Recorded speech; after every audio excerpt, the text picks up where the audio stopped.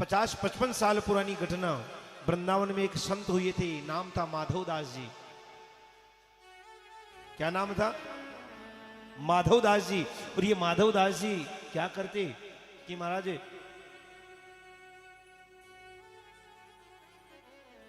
कभी अन्न खाते ही नहीं, तो क्या खाते कि ये संतों की पत्तल में कभी जो बच जाता, जीत प्रसादी होती, उसे खाते थे। संत जूठा नहीं छोड़ते हैं, लेकिन मन में विचार करते हैं अगर नहीं छोड़ेंगे तो माधवदास जी क्या पाएंगे। इसलिए वो संत जानबूझकर कोई आधी पूड़ी रख देता, तो कोई आधा दोना दाल का छोड़ देता, तो कोई आधा लड्डू छोड़ देता। और महाराज 2-5-10 संतों की पत्तल से सामग्री उठाकर माधवदास जी प्रसादी ग्रहण करते। ये उनका रोज का नियम।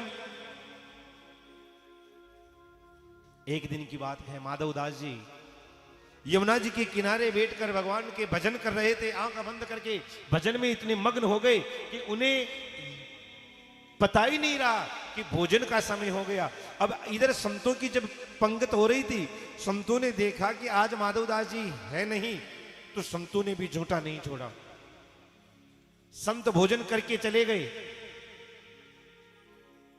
संतों ने झूठा नहीं छोड़ा। माधवदास जी को जब याद आया, दौड़कर आए तो संत भोजन करके चले गई हैं। पत्तल में देखा तो कुछ भी नहीं है। अब क्या करें? भूख तो पेट में जोर से लग रही थी, अब तो कुछ दिखा नहीं। और पत्तल पे अंगुली घुमा घुमा कर सब संतों की पत्तल से सामग्री को जब इकट्ठा किया तो इतनी सी सामग्री इकट्ठी हुई।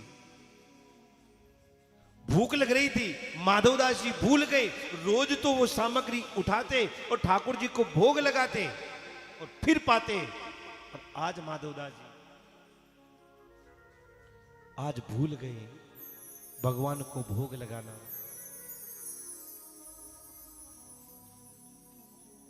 और सीधा मुख में रख लिया। और जैसे ही मुख में रखा, माधवदास जी को याद आया, ओहो अरे मैंने तो भगवान को भोग ही नहीं लगाया। लेकिन मन में विचार क्या, रही अब कैसे लगाऊं, जो था वो तो मुख में रख लिया, अब किसका लगाऊं मैं भोग। माधवदास जी सोचते हैं अगर मैं इस सामग्री को वापस निकाल दूं तो ये संतों का अपराध बन जाएगा, क्योंकि संतों की प्रसादी को मुख में रखकर बाहर निकालना ये प्रसादी का अपमान है। और अगर निकल जाता हूं तो ठाकुर जी को भोग न लगाकर पाने का अपराध बन जाएगा। अब करूं तो क्या करूं? न तो माधवदास जी निगलते हैं और ना उगलते हैं, मुख में रखे रखे बैठे हैं, रो रहे हैं, विचार कर रहे थे तो करूं क्या। निगलूं तो भगवान का अपराध है और उगलूं तो संतों का अपराध है। महाराज आंखों से आंसुओं की धारा बह रही है, विचार कर रही है क्या करूं।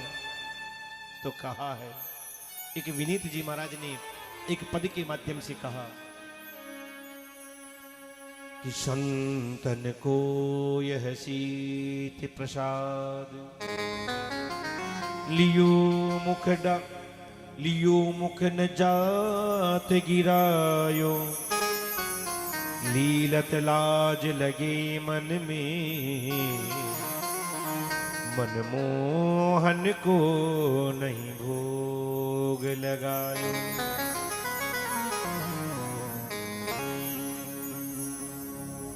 कि भई गति सांप छछूंदर्शी, काहे करो कछु समझ न आयो, बीत गयो यह बार विनीत, गई रजनी दिन दूसरो आयो। महाराज विनीत दास जी महाराज मन में विचार, वो विनीत दास जी कहते हैं कि माधव दास जी विचार कर रही, करूं तो करूं क्या, ना निगल सकता ना उगल सकता, और बैठे बैठे रो रहे हैं। महाराज रोते रोते पूरा दिन बीत गया, रात्रि के 3 प्रहर बीत गए, चौथा प्रहर सुबह के 4 बज गए। माधवदास जी वो सामग्री, भोग की सामग्री मुख में रखकर विचार रोते जा रहे हैं, क्या करूं।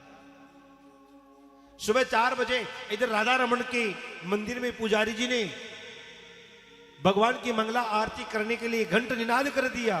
माधवदास जी और हिलकियां लेकर रोने लगे। अब क्या करूं।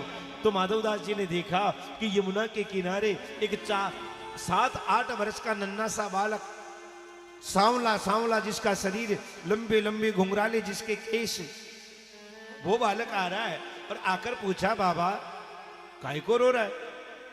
अब बाबा के मुख में तो वो भोग सामग्री पड़ी, तो बोले कैसे, कम।